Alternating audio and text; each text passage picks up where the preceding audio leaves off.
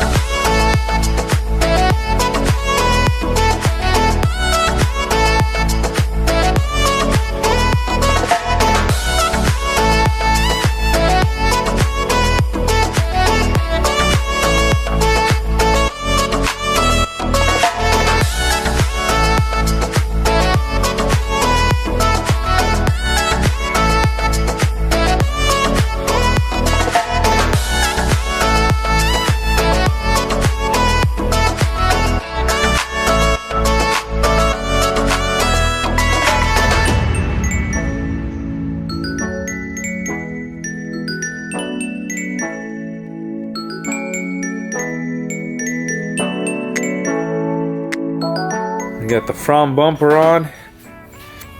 Fender, so the front end, I mean, it's pretty much what, mostly put together.